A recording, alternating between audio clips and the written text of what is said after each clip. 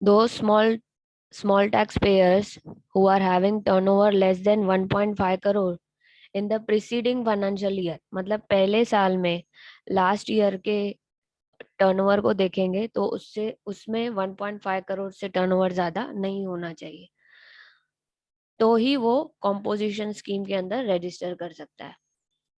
और जो स्टेट्स यहाँ पे स्पेसिफाइड स्टेट्स दिए गए हैं, Arunachal Pradesh, Manipur, Meghalaya, Mizoram, Nagaland, Sikkim, Tripura, Uttarakhand, their limit is 75 lakhs।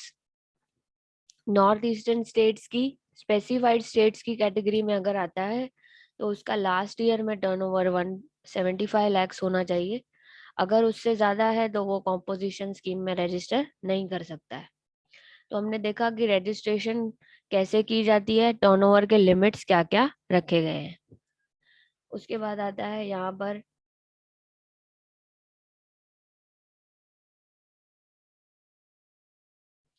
GST rates में कुछ चेंजेस आए हैं।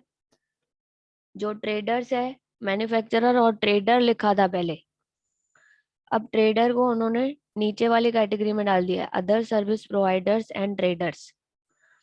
Restaurant not serving alcohol liquor, उसके लिए 5% टोटल जीएसटी है। अब लास्ट कॉलम देखिए, टोटल जीएसटी, आपको सिर्फ लास्ट कॉलम याद रखना है। मैन्युफैक्चरर्स के लिए 1% पहले भी यही था, रेस्टोरेंट के लिए 5% पहले भी यही था, लेकिन सर्विस प्रोवाइडर्स का 6% था, उन्होंने 1% कर दिया है। जीएसटी में रेगुलरली चेंजेस आ रहे हैं, तो हम लोगों को अपडेट करना है। जो अभी के रूल्स हैं वही हमें फॉलो करने हैं। तो ये रेट में आपको सिर्फ ये टोटल जीएसटी का याद रखना है। मैन्युफैक्चरर्स अगर कॉम्पोजिशन स्कीम में है जिनका टर्नओवर लेस देन 1.5 करोड़ है,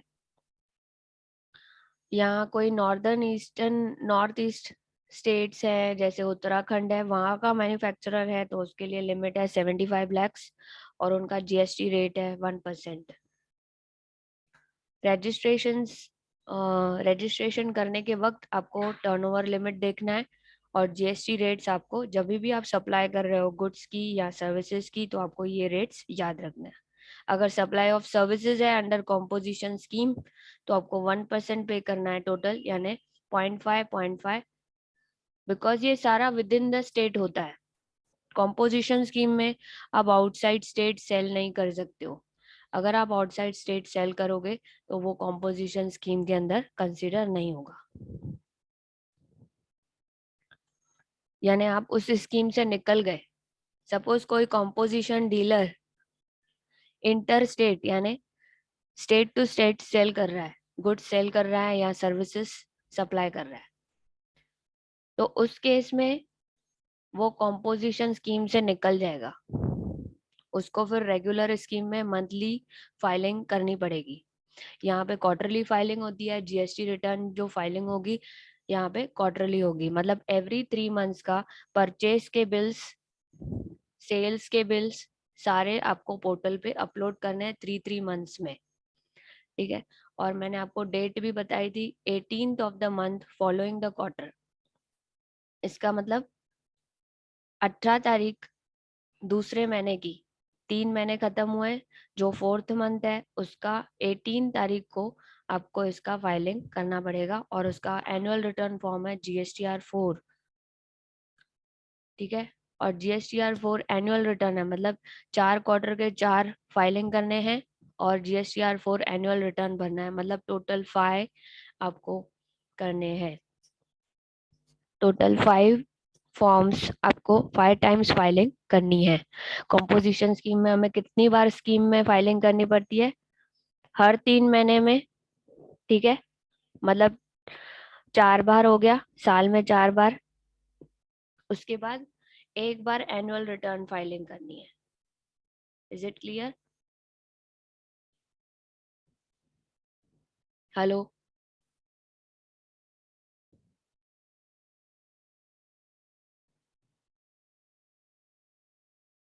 Conditions for opting for the composition scheme. These are the conditions. जो कॉम्पोजिशन स्कीम में रजिस्टर करना चाहता है उसको एग्जेम्प्टेड गुड्स यानी fresh milk, fresh fruits, curd, bread ये सब सप्लाई नहीं करने हैं। And he can not claim credit for taxes paid on purchase. हम लोग जब गुड्स परचेज करते हैं उस पे जो हम टैक्स भरते हैं उसका क्रेडिट उसको नहीं मिलेगा।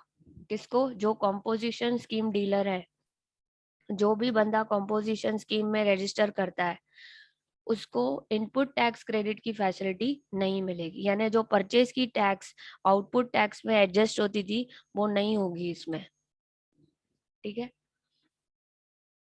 Normal GST rates to apply for transactions under the reverse charge mechanism. Normal GST rates apply होंगे जो कैटेगरी के प्रोडक्ट्स हैं।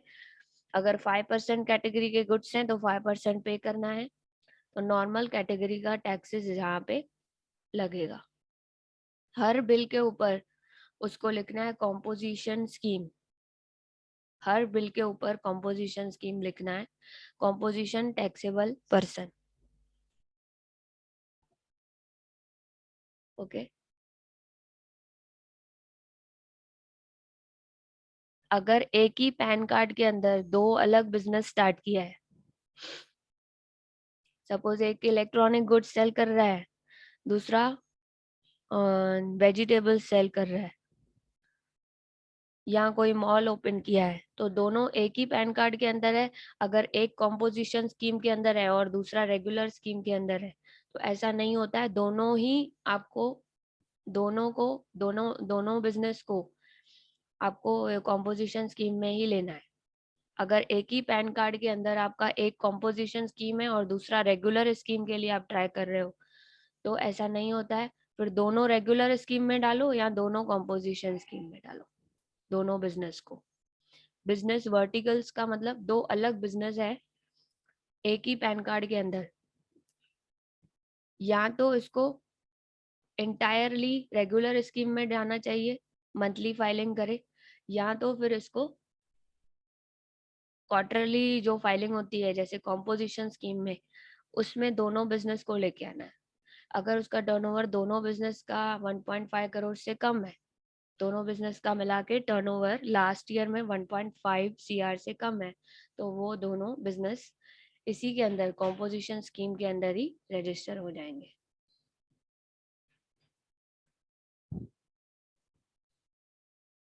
अभी कोई मैन्युफैक्चरर है जो सर्विसेज भी प्रोवाइड करता है, ठीक है। Mister Ram is engaged in supply of goods. His aggregate turnover in the preceding financial year is 80 lakhs. आप लोग बताओ मुझे, अगर लास्ट ईयर इसका 80 lakhs का टर्नओवर हुआ है, whether he is eligible under the composition scheme?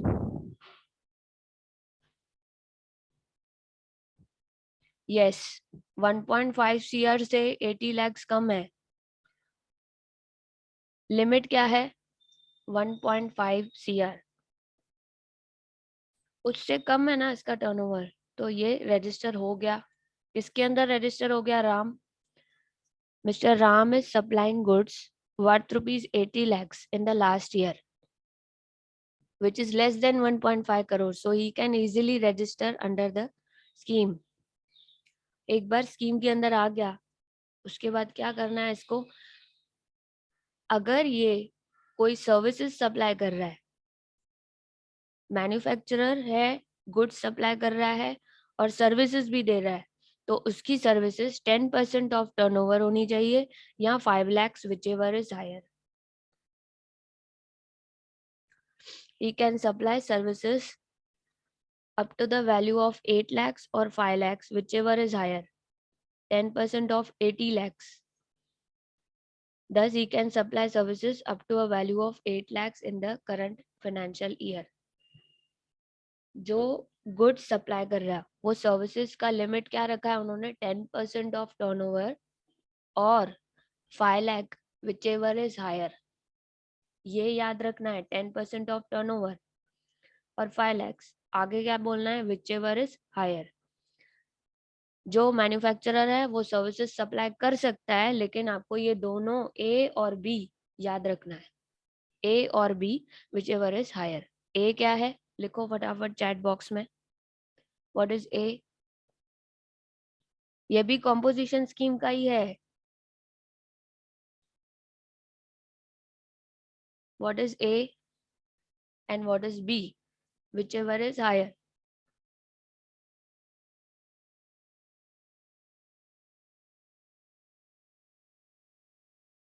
So A और B का आप लोग को समझ में आया. 10% of turnover और 5 lakhs, whichever is higher.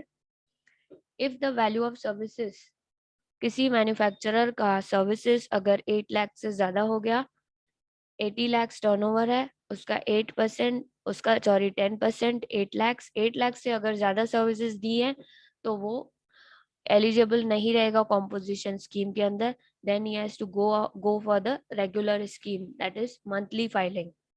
Okay, so this is example of manufacturer also giving services hybrid. So you have to check the turnover of last year and you have to apply 10% on that, and 5 lakhs is in the formula only. 10% of turnover or 5 lakhs, whichever is higher. Is it clear? This example is clear to all of you? Hello? Yes. Roll number 12. Okay, what about others?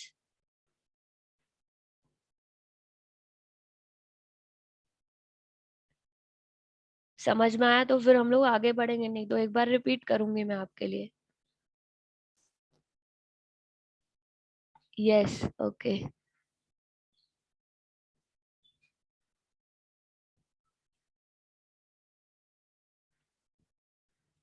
ये तो explain किया था मैंने. Plastic bottles है, supplier ने bottles sell किया with in the state,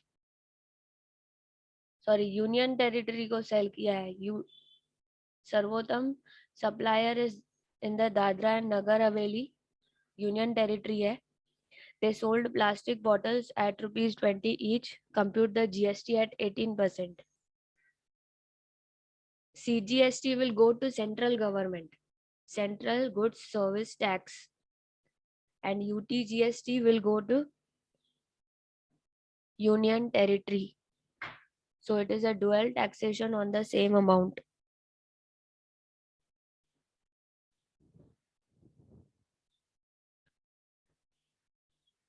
Dual taxation on the same amount. CGST at 9%, UTGST at the rate 9%.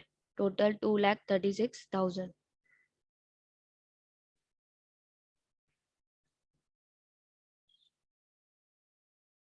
Tanuja and Company of Delhi sold 10 mobile phones to Measures Tejal Company of Mumbai at ₹25,000 each. Compute the GST.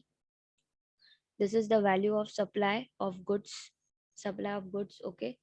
इसके ऊपर एक state से दूसरे state में आ रहा है तो IGST लगेगा, integrated goods and service tax.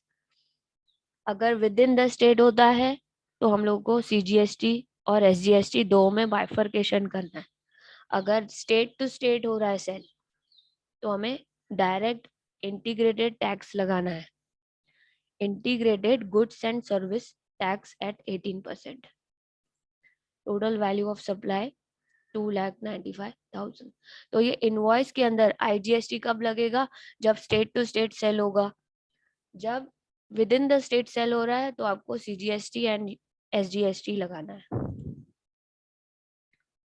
ये पूरा टैक्स कौन रिसीव कर रहा है? Who is receiving this tax?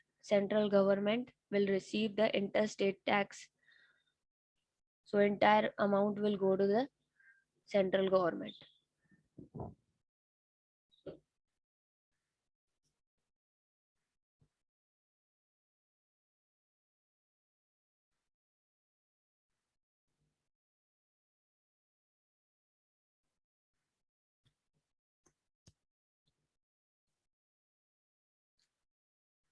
Mr. A wants to go abroad. He approaches the bank to convert 70,000 in dollars. Bank convert करेगी लेकिन उस पे कमीशन चार्ज करेगी. Because bank is providing goods और सर्विसेज. जल्दी से चैट में लिखो, बैंक सर्विस दे रही है कि गुड्स दे रही है? Whether it is a supply of goods और service. All of you write in the chat box.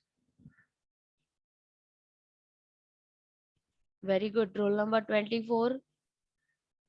Very good. अब सर्विस पे हम लोग क्या चार्ज करते हैं? सर्विसेज पे हम लोग क्या चार्ज करते हैं? 39. Roll number. Very good. 12. Roll number 12. Services पे हम लोग कमीशन चार्ज करते हैं. कमीशन चार्ज किया 500 रुपीज. $70,000 कन्वर्ट किया, 500 रुपीज कमाया बैंक ने. उस पे सर्विसेज पे supply of service comes under GST. any supply of goods, any supply of services, GST will be applied. GST is 12%. Conversion of one currency to another is not taxable, but commission is taxable. Commission के ऊपर आपको tax लगाना है, ना के amount पे के ऊपर. करेंसी के ऊपर टैक्स नहीं लगती है. 12% of commission, that is 500 into 12%, that is 60 rupees. Bank will charge 60 rupees GST on the charges of 500. So the total invoice will be of 560. Next, securities ने शेर खान ब्रोकर, आपके ब्रोकर ने आपको बोला ये वाले शेयर्स खरीदो, 1000 शेयर खरीदो LNT के, 500 रुपया चल रहा है रेट. आपने तुरंत उसकी बात मानी. ठीक है, he gave you advice and he charge you 1% service charges. Value of shares 5 lakhs. 5 lakhs आपने इन्वेस्ट किया. You have purchased 1000 shares at 500. आपने 5 लाख इन्वेस्ट किया, उसके ऊपर 1% कमीशन 5000 बन रहा है. 5000 charged bye broker for the advice. CGST 9% on 5000, SGST 9% on 5000. Total GST 900. There is no GST on 5 lakh. Value of securities doesn't come under the GST. आप कोई shares purchase करते हो, स्टॉक्स, बॉन्ड्स, उसके ऊपर GST नहीं लगती है. जो चार्जेस ब्रोकर लगा रहा है उसके ऊपर, ब्रोकर के चार्जेस के ऊपर भी CGST और SGST आपको डिवाइड करके पे करना है. Next, Vijay stores in Mahim is under composition scheme, मतलब स्मॉल टैक्स पेयर है विजय स्टोर्स. 2019-20 में इनकी सर्विसेज थी 25,000.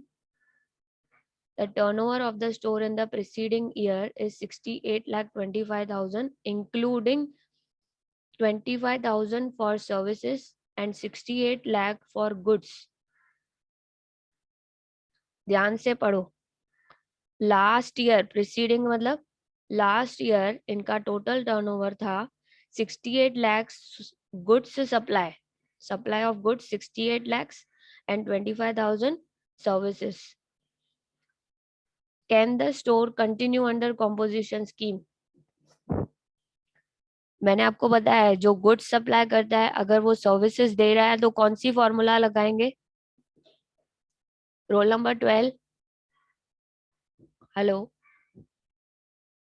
फॉर्मूला कौन सी लगाएंगे? मैन्युफैक्चरर है सॉरी, सप्लायर ऑफ गुड्स है, trader. Vijay stores is a trader, is also providing services. So which formula we will apply? 10% or 5 lakh, whichever is higher. 10% of turnover or 5 lakhs, whichever is higher. Last year का turnover देखना है बेटा.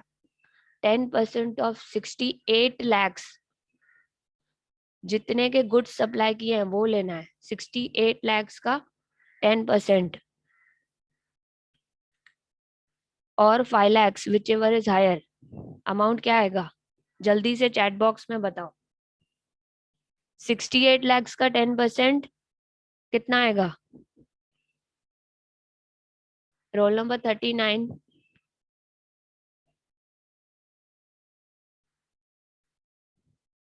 Immediately apply करना है 10% value of goods के ऊपर।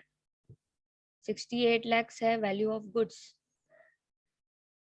Value of supply of goods is 68 lakhs, उसका 10% 6,80,000। Roll number 11। Perfect. 68 lakhs का आपको 10% निकालने नहीं आता है क्या? इतना टाइम लगाओगे? इसी का job. Roll number 39। Very good. और फॉर्मूला में क्या है? 5 lakhs है। दोनों में से हायर कौन सा है? Can the store continue under composition scheme? यहाँ इसकी सर्विसेज 6,80,000 होनी चाहिए या 5 लाख होनी चाहिए, विच एवर इज हायर। मतलब इसको 6,80,000 की सर्विसेज अलाउड है। सप्लायर ऑफ गुड्स को सर्विसेज 6,80,000 की अलाउड है। तो इसने सर्विसेज कितनी सप्लाई की है? देखो वैल्यू ऑफ सर्विसेज देखो, दिखाई दी? हेलो, वैल्यू ऑफ सर्विसेज कितनी दी है? देखो यहाँ पर 25,000। Okay, role number 24। परफेक्ट। 25,000 की सर्विसेज सप्लाई की है, जबकि 6,80,000 की अलाउड है। अंडर द स्कीम आ रहा है ना? So the scheme can continue under composition scheme, yes or no?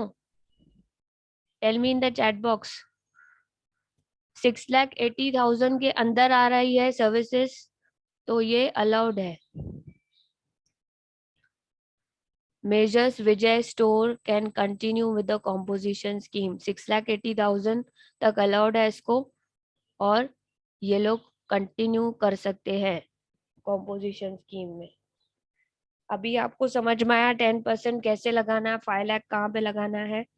जो गुड्स भी सप्लाई कर रहा है वो सर्विसेज भी दे रहा है, तो उसका लास्ट ईयर का टर्नओवर देखना है, उसके ऊपर 10% लगाना है और 5 लाख से कंपेयर करना है। विच एवर इज हायर होगा उसकी लिमिट उतनी रेडी हो गई। उसके बाद उसकी सर्विसेज की वैल्यू देखनी है। अगर वो उसके अंदर ही आती है तो यस दे कैन कंटिन्यू, अगर उसके बाहर जा रही है तो they can not continue. Is it clear to everyone?